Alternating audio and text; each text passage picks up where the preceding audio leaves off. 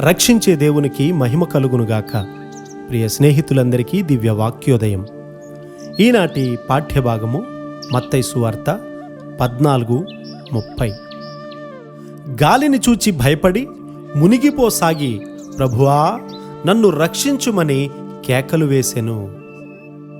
పేతురుగారు యేసయ్య వైపే దీక్షగా నిరంతరం చూస్తూ ఉండలేదు, అప్పుడప్పుడు మాత్రమే చూస్తూ ఉన్నాడు.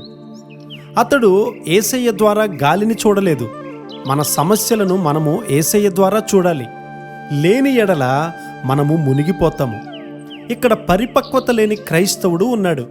మన విశ్వాసము ఉద్రేకపూరితమైనది గనుక మనము తొట్టిల్లిపోతాము. మనము ఇతరులను అనుకరించడాన్ని ప్రారంభిస్తాము. ఇక్కడ పేతురుగారు యేసయ్యను అనుకరిస్తూ ఉన్నాడు. అది విశ్వాసము కాకుండా ఉద్రేకమైనట్లయితే మనలను నిరుత్సాహపరిచి నాశనం చేయడానికి సాతానుకి ఒక అవకాశం దొరుకుతుంది. ఇక్కడ పేతురుగారికి కొద్దిగా విశ్వాసం ఉండడం వల్ల అతడు పూర్తిగా మునిగిపోలేదు. చుట్టూ అంధకార శక్తులు ఆవరించి ఉన్నటువంటి లోకంలో మనం ఉన్నామన్న విషయాన్ని మనం ఎల్లప్పుడూ కూడా జ్ఞాపకం ఉంచుకోవాలి. మన విశ్వాస ప్రమాణానికి మించినటువంటి పని చేయాలన్న క్షణంలోనే అంధకార శక్తులు మనలను వశపరుచుకోవడానికి ప్రయత్నిస్తాయి. యేసయ్య నడిచినట్లే పేతురుగారు కూడా సముద్రం పైన నడవాలనుకున్నాడు. యేసయ్య కూడా నడవమని ప్రోత్సాహపరిచారు కూడా. అయితే బలమైన గాలి వీయడాన్ని బట్టి పేతురుగారు క్రమక్రమంగా మునిగిపోసాగాడు. యేసయ్య పాదములైతే ములగలేదు, కానీ పేతురుగారు తన చెయ్యి పైకెత్తి కేకలు వేశాడు.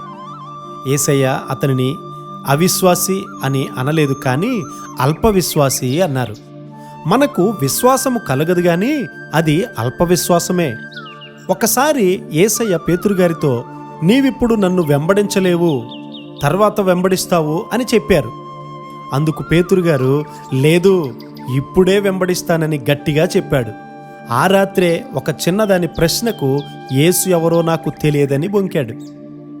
యేసయ్య వైపు తదేకంగా చూస్తూ ఉంటే ఆయన సన్నిధి నీలో ఎల్లప్పుడూ ఉన్నట్లు గ్రహిస్తావు. యేసయ్య ద్వారా చూడనందువల్ల చిన్న కష్టాలైనా చాలా పెద్దవిగా కనిపిస్తాయి. విశ్వాసంతో శ్రమలను ఎదుర్కొన్న పరిశుద్ధుల జీవితాలు మనం చదివినట్లయితే మనకు సవాలుగా ఉంటాయి. కొన్నిసార్లు క్రీస్తు వారి కొరకు చిన్న చిన్న వాటిని కూడా మనం వదులుకోలేము. ఇంటిలో ఉన్న చిన్న చిన్న కష్టాలు నీ గమనాన్ని పాడు చేసేస్తాయి. నిన్ను, నీ బిడ్డలను దేవుడు కాపాడుతాడని నీవు గ్రహించలేకపోతూ ఉన్నావు. యేసయ్య ద్వారా మన శ్రమలు చూస్తూ ఉంటే అవి అతి సూక్ష్మంగా కనిపిస్తాయి. దేవుని వాక్యమే నీ ప్రార్థనగా ఉండాలి. అట్టి కృపా ధన్యత దేవుడు మనందరికీ అనుగ్రహించునుగాక. ఆమెన్.